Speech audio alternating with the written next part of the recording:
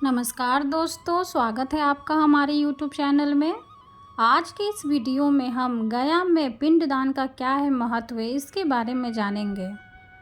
पितृपक्ष के दौरान गया में पिंडदान का विशेष महत्व है। इस स्थान पर पिंडदान और तर्पण करने से पितरों को मोक्ष की प्राप्ति होती है, इसलिए इस स्थान को मोक्ष स्थल भी कहा जाता है। यहाँ ब्रह्मा, विष्णु और महेश के अलावा सभी देवी देवता यहाँ विराजमान है। आइए जानते हैं गया में पिंडदान क्यों दिया जाता है और इस तीर्थ स्थल का क्या महत्व है। वैसे तो पिंडदान, तर्पण और श्राद्ध क्रम के लिए भारत में कई जगह है, लेकिन फल्गु नदी के तट पर स्थित गया शहर अपना विशेष महत्व है। धार्मिक मान्यताओं के अनुसार सर्वप्रीति अमावस्या के दिन गया में पिंडदान करने से 108 कुल और 7 पीढ़ियों का उद्धार हो जाता है और पितरों की आत्मा को शांति मिलती है। साथ ही पितरों को मोक्ष की प्राप्ति होती है, इसलिए इस स्थान को मोक्ष स्थली कहा जाता है। पुराणों में बताया गया है कि प्राचीन शहर गया में भगवान विष्णु स्वयं पितृदेव के रूप में निवास करते हैं।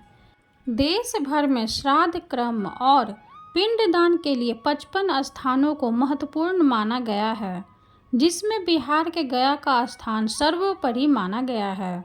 गया में श्राद्ध कर्म, तर्पण विधि और पिंडदान करने के बाद कुछ भी शेष नहीं रह जाता है और यहाँ से व्यक्ति पितृ ऋण से मुक्त हो जाता है। गया का महत्व इसी से पता चलता है कि फल्गु नदी के तट पर भगवान राम और माता सीता ने राजा दशरथ की आत्मा की शांति और मोक्ष के लिए यहीं पर श्राद्ध क्रम और पिंडदान किया था। साथ ही महाभारत काल में पांडवों ने भी इसी स्थान पर श्राद्ध क्रम किया था। वायु पुराण, गरुड़ पुराण और विष्णु पुराण में भी गया शहर का महत्व बताया गया है। इस तीर्थ पर पितरों को मोक्ष की प्राप्ति होती है, इसलिए गया को मोक्ष की भूमि अर्थात मोक्ष स्थली कहा जाता है। गया शहर में हर साल पितृपक्ष के दौरान एक बार मेला लगता है, जिसे पितृपक्ष का मेला भी कहा जाता है। गया शहर हिंदुओं के साथ साथ बौद्ध धर्म के लिए भी पवित्र स्थल है। बौद्ध गया को भगवान बुद्ध की भूमि भी कहा जाता है। यहाँ पर बौद्ध धर्म के अनुयायियों ने अपनी शैली में यहाँ कई मंदिरों का निर्माण करवाया है। गया तीर्थ को लेकर एक पौराणिक कथा है जो इस प्रकार है। गयासुर नामक एक असुर ने कड़ी तपस्या की थी और ब्रह्मा जी से वरदान मांगा था।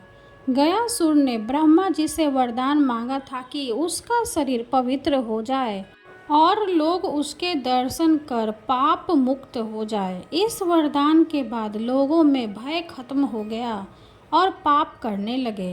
पाप करने के बाद वह गयासुर के दर्शन करते और पाप मुक्त हो जाते थे।